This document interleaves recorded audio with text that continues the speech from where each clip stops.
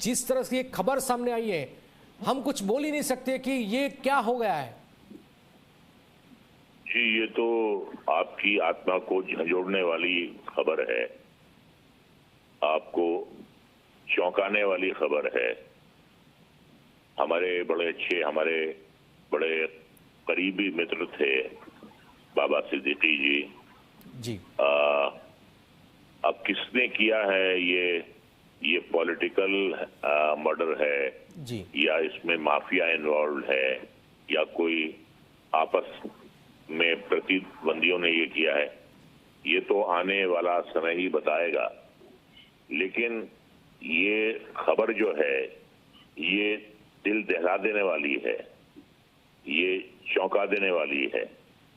और एक अच्छा इंसान, एक बड़ा बिल्डर, एक कामयाब पॉलिटिशियन जिसकी खुद की भी सिक्योरिटी होगी जी। लेकिन उसके बावजूद अगर ये कांड हुआ है तो मैं समझता हूं कि कोई भी सुरक्षित नहीं है, किसी के साथ कुछ भी हो सकता है।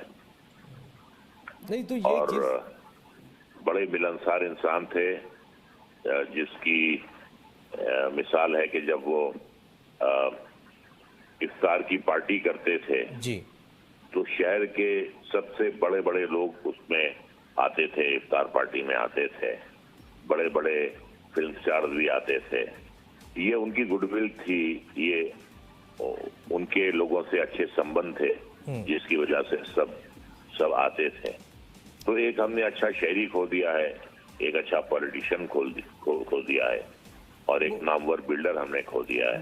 और मैंने लोगों को एक बहुत ही सिद्दीकी साहब ने मदद किया, गरीबों के लिए खास मसीहा बनते थे, कितनी मदद की। और ऐसे चले जाना कि कोई आ जाए, ये प्रोफेशनल लगता है आपको कि किसी ने, क्योंकि कोई आम शूटर नहीं है, उनकी भी सिक्योरिटी होती है, तो ये कैसे हो गया? आपका संबंध, आपका ताल्लुक कैसा था उनके साथ?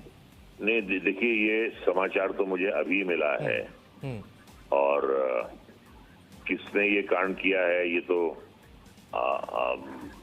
आने वाला समय ही बताएगा। लेकिन यकीनन ये कहा जा सकता है कई बार गोली चलती है आपको डराने के लिए और कई बार गोली चलती है आपको जान से मारने के लिए।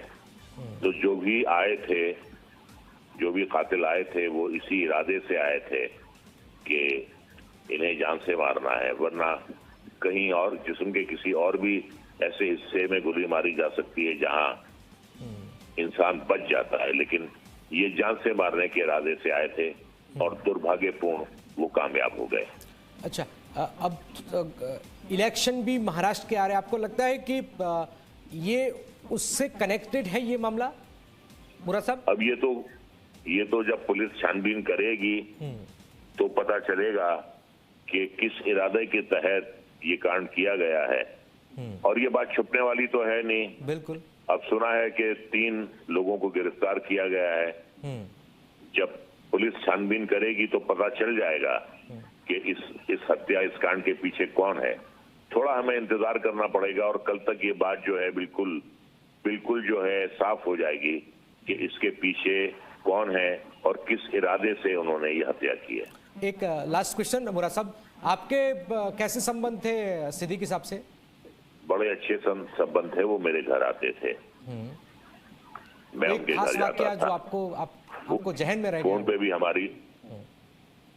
पर भी हमारी उनकी बात होती रहती थी और वो हमें हमेशा बुलाते थे, इफ्तार की पार्टी में भी बुलाते थे, घर में उनके कोई ओकेशन होता था वहां भी बुलाते थे, हम भी उन्हें बुलाते थे।